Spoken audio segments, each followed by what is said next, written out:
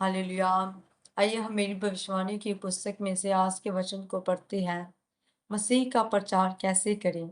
मत्ती 10 की 7 और 8 में लिखा है, और चलते चलते ये प्रचार करो, स्वर्ग का राज्य निकट आ गया है।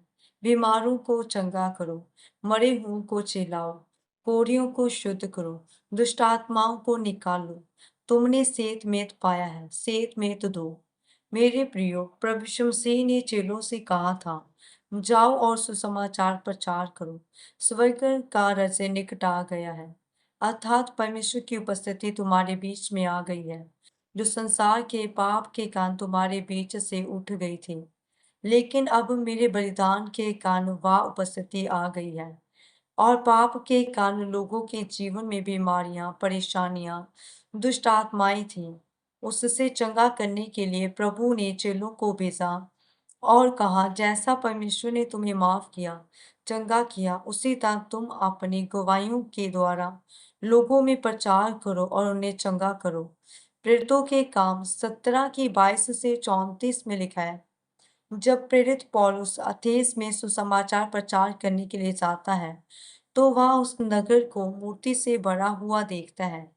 वह उस नगर में एक ऐसी वेदी भी देखता है जिस पर लिखा होता है, ये अनजाने देवता के लिए। पौलुस ने उस माध्यम से लोगों को सुसमाचार देना शुरू किया कि प्रभु यीशु मसीह ही वह अनजाने देवता है जिसे तुम नहीं जानते हो, जो परमेश्वर का पुत्र है, जो तुम्हारे पापों के लिए कुर्बान हुआ। प्रेरित पौलुस के इस तरह प्रचार करने से वहां भी बहुत से लोगों ने प्रभु यीशु मसीह पर विश्वास किया।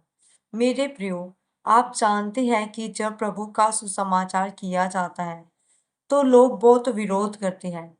इसलिए जब हम किसी अविश्वासी को, जो बाइबल और यीशु मसीह के बारे में कुछ नहीं जानता है, उसे बाइबल दे दें, तो उसे कुछ भी समझ नहीं आएगा। वह उस बाइबल का विरोध करेगा। लेकिन जब हम किसी अविश्वासी को अपनी गवाहियां बताएंगे, या हम चर्च से पैम्फलेट के माध्यम से गवाहियां देंगे, तो अविश्वासी व्यक्ति उस पंफलेट को देखेगा, पढ़ेगा, फिर वह चर्च में आएगा, गवाहियां सुनेगा और देखेगा कि कैसे लंगड़े चल रहे हैं, रोगी चंगे हो रहे हैं। फिर वह धीरे धीरे वचन पर विश्वास करेगा और परमेश्वर का आत्मा उसे छुएगा और परमेश्वर उसके जीवन में अपने उद्धार को, अपने आप को प्रकट करेगा। इस तरह जब आप प्रभु का प्रचार करेंगे, तो परमेश्वर आपको भी आशीषित करेगा। आमीन। आइए हम मिलकर प्रार्थना करते हैं। सर्वशक्तिमान परमेश्वर, इस वचन के लिए मैं आपका धन्यवाद करती हूँ। परमेश्वर, मैं प्रार्थना करती हूँ कि मैं अपनी गवाही और लोगों की गवाहियों के द्वारा प्रभु यीशु मसीह का प्रचार करूंगी। आप मेरी सहायता करें। आप मुझे अनुग्रह दीजिए। प्रभु यीशु मसीह के सामर्थी नाम में। आमीन।